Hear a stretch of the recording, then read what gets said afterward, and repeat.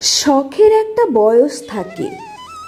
একটা সময় চকলেট খেতে ভালো লাগতো, পুতুল কিনতে মন চাইতো, ব্যাগের সাথে ঝোলানো থাকবে পুতুল, রোজ নতুন নতুন পুতুল।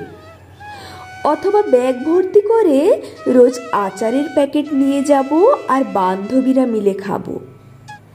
এখন আমি বা আমার এমন অনেক বান্ধবী আছে যারা রোজ ব্যাগে নতুন পুতুল লাগাতে পারে, কিন্তু তারা আর পুতুল কেনে না, ব্যাগ কেনে।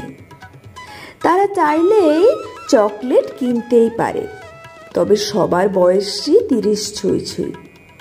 ডায়েট ফাইটের চক্করে অনেকে না থাকলেও চকলেট যে আমাদের শরীরের জন্য এখন আর নয় তা জানা আছে।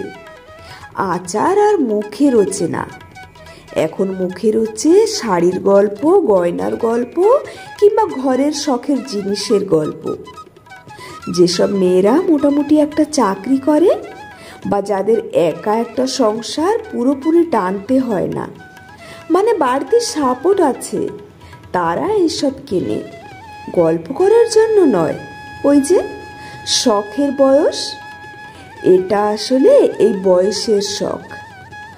অনেকের আবার নাও থাকতে পারে, অনেকের শখ থাকলেও সামর্থ্য দিয়ে কুলিয়ে নাও আসতে পারে, সেসব অন্য ব্যাপার। সমস্যাটা এইখানে হয় না, হয় অন্য জায়গায়। যেসব মেয়েরা খুব শখ করে আজীবন নিজের কোনো শখ পূরণ না করে আসে, তারা যখন নিজের ইনকামে ছোট ছোট করে মাসে 2 মাসে একবার 1000 টাকা দিয়ে হলেও একটা কাপড় নেয়, ভালো জিনিস নেয় এবং খুব আহ্লাদিপনা করে অন্যদের দেখিয়ে বলে, দেখ এইটা নিলাম। প্রথম প্রথম এটা খুশি মনে কেউ কেউ নিলেও কেন জানি না এরা বড্ড খুঁতখুঁতে হয়। এত জিনিস, এত টাকা কই পাও? চাকরি করো কত টাকার আর খরচ করো কত? বড় অদ্ভুত প্রশ্ন।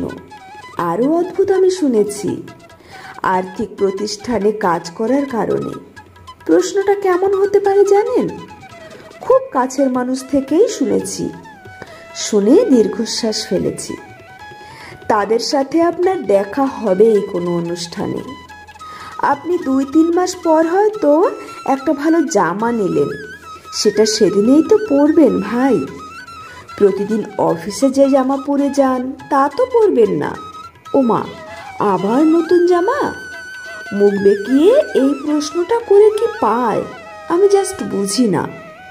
আর যতক্ষণ একটা কাপড়ের দাম আপনি বলবেন না, জিজ্ঞেস করে যেতেই থাকবে। এতেই আপনার মাপকাঠি হবে। কেন? দেখতে ভালো লাগছে, সুন্দর লাগছে, এইটুকু যথেষ্ট হয় না কাউকে প্রশংসা করতে।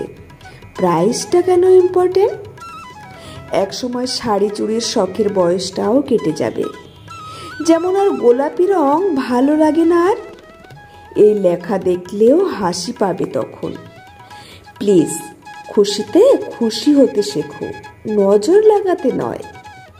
কলমে দোলনা বড়ুয়া, তৃষা।